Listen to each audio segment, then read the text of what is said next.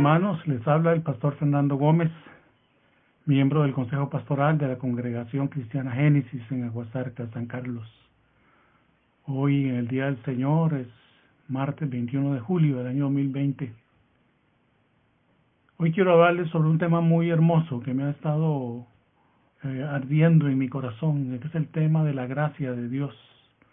Y quiero titular este pasaje con este título, Los custodios de Dios. Y quiero invitarte para que leamos en la palabra de Dios, en el capítulo 23 del libro de Lucas, del verso 39 hasta el 43, y leo en el nombre del Señor, y pido que tu Espíritu, mi Dios, revele a nuestro corazón el rema de tu palabra. Dice así: y uno de los malhechores que estaban colgados le injuriaba diciendo: si tú eres el Cristo, sálvate a ti mismo y a nosotros. Y respondiendo el otro le reprendió diciendo: ¿ni aún temes tú a Dios estando en la misma condenación? Nosotros a la verdad justamente padecemos, porque recibimos lo que merecieron nuestros hechos, mas éste ningún mal hizo. Y dijo a Jesús: acuérdate de mí cuando vengas en tu paraíso. Y entonces Jesús le dijo: de cierto te digo, que hoy estarás conmigo en el paraíso. Que el Señor bendiga su palabra. El tema de la gracia, el tema de la misericordia es un tema muy rico desde el punto de vista teológico, desde el punto de vista bíblico, pero también desde el punto de vista de la práctica cristiana. Nos han enseñado que nosotros vivimos en la dispensación, en la era de la gracia, en el periodo de la gracia. Este periodo empezó cuando el Señor Jesucristo murió en la cruz del Calvario y entregó su vida por nosotros. Y por gracia nosotros somos salvos, como dice el apóstol Pablo. Por gracia sois salvos, porque hemos creído en el nombre del Señor Jesucristo. Y por esa gracia y por esa misericordia nuestros pecados han sido perdonados y tenemos acceso al Señor allá en los cielos. Contrario a la dispensación de la ley, donde había que cumplir los mandamientos, los decretos y los estatutos, y si no lo hacíamos así, había castigo. Había castigo, había reprensión, habían consecuencias.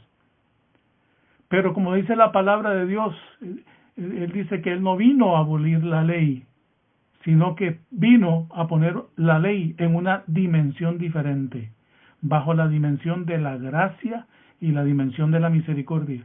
Por eso cuando aquel religioso le preguntaba: maestro, ¿cuál es el más grande de los mandamientos?, el Señor le dijo: amarás a tu Dios, en primer lugar, con todas sus fuerzas, y en segundo lugar, a tu prójimo como a ti mismo. Y termina diciendo, y ahí se resume la ley. Qué interesante.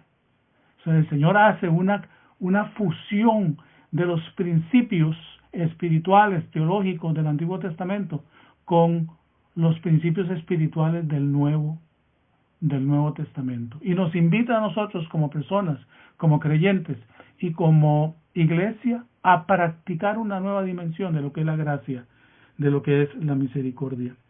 Nosotros como iglesia y como creyentes somos los guardianes de esta gracia. Somos los llamados a guardar, por eso llamé al tema los custodios de la gracia. Somos los llamados a guardar, a impartir, a ministrar la gracia de Dios hacia los hombres, en nuestras familias, a nuestras ovejas. Somos llamados a actuar con ese corazón, con el corazón de la gracia y de la misericordia de Dios. Pero tenemos un gran problema, porque queremos entender y practicar la gracia de Dios bajo nuestros propios términos, y por eso no actuamos con el espejo, con el filtro de la gracia y la misericordia que viene del cielo. Y quiero llevarte al libro de Mateo, capítulo 20,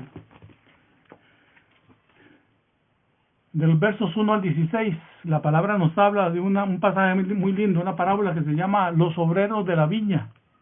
Dice la palabra que el reino de los cielos es semejante a un hombre, un padre de familia que tenía una finca y necesitaba obreros para ir a recolectar la cosecha. Él ya tenía obreros, entonces a las 6 de la mañana se los llevó a trabajar, pero necesitaba más mano de obra. Entonces a las 9 de la mañana, dice la palabra, a la hora tercera, se lleva a otro grupo de hombres y a todos les promete pagar un denario. A la hora sexta, que es mediodía, 8 peones. A la hora 9, que es a las 6 de la tarde, va y contrata a otros peones. Y a la hora 11, es decir, a las 5 de la tarde, porque en aquella época se trabajaba de sol a sol, consiguió otro grupo de peones. Y vean lo que dice el verso 8. Cuando llegó la noche, el señor de la viña le dijo a su mayordomo: llama a los obreros que he contratado y págales el jornal, comenzando desde los postreros, es decir, a los últimos que contrató. Los últimos fueron a las 5 de la tarde, hasta los primeros. Y al venir los que habían ido cerca de la hora 11, recibieron cada uno un denario. Y al venir también los primeros pensaron que habían de recibir más, pues también ellos recibieron pero ellos también recibieron un denario. Y al recibirlo, pongan atención, murmuraban contra el padre de familia. No lo entendieron, es más, se sintieron estafados, se sintieron engañados. ¿Por qué? Porque ellos estaban utilizando su mente, su capacidad humana para tratar de entender qué era lo que estaba haciendo el padre de familia, que en esta parábola nos representa a nuestro Dios, a nuestro Padre Celestial, diciendo: estos postreros han trabajado una sola hora y los has hecho iguales a nosotros, que hemos soportado la carga y el calor del día. Él, respondiendo, le dijo a uno de ellos: amigo, no te hago agravio, ¿no conviniste conmigo un denario? Toma lo que es tuyo y vete. Pero quiero darle a este postrero como a ti. Y pregunta el padre: ¿no me es lícito hacer lo que quiero con lo mío? ¿O tienes tú envidia porque yo soy bueno? Y el verso 16 termina con una frase muy fuerte. Dice: así los primeros serán postreros, y los postreros primeros, porque muchos son llamados, mas pocos los escogidos. Este es un ejemplo de la gracia y la misericordia de Dios. Pero nosotros no lo podemos entender igual que aquellos peones. ¿Por qué? Porque utilizamos nuestra experiencia, nuestra propia sabiduría humana para entender por qué el padre de familia hizo eso. Yo soy un cristiano de tercera generación. Toda mi vida he pasado en la iglesia y le he servido al Señor por muchísimos años.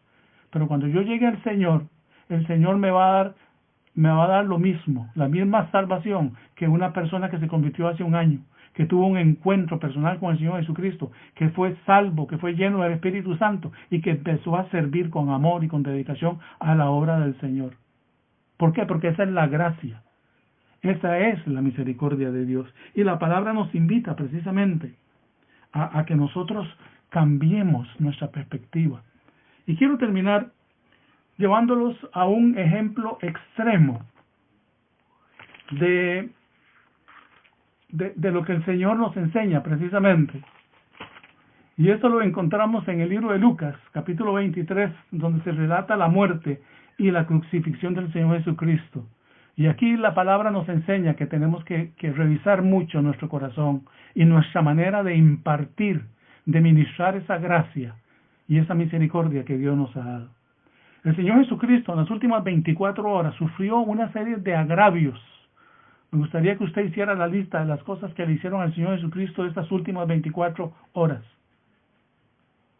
Lo latigaron, lo insultaron, lo escupieron, mintieron un falso testimonio contra él, lo hirieron, lo abandonaron. No creo que ninguna persona en sus cabales pueda soportar tanto dolor y tanto desprecio. Y el Señor Jesucristo en el verso 34 dice: y Jesús decía: Padre, perdónalos porque no saben lo que hacen. Eso es gracia, eso es misericordia. ¿Cómo nos cuesta a nosotros? Yo estoy hablando a gente creyente, a gente que conoce de la palabra. ¿Cómo nos cuesta perdonar? ¿Cómo nos cuesta tener concordia con los demás? ¿Cómo nos cuesta ponernos en los pies de los demás? ¿Por qué razón? Porque no hemos entendido todavía lo que significa la gracia y la misericordia de Dios. Tuviéramos mejores familias, mejores relaciones, una mejor iglesia desde el punto de vista del amor, de la práctica del amor, si pudiéramos entender la genuina, la verdadera práctica de lo que es la gracia y la misericordia.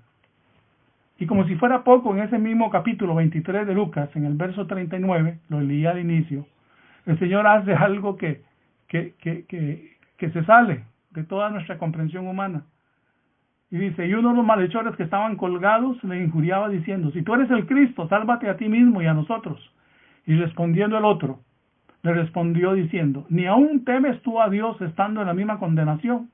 Nosotros a la verdad justamente padecemos, porque recibimos lo que merecemos por nuestros hechos, mas ningún mal ha hecho.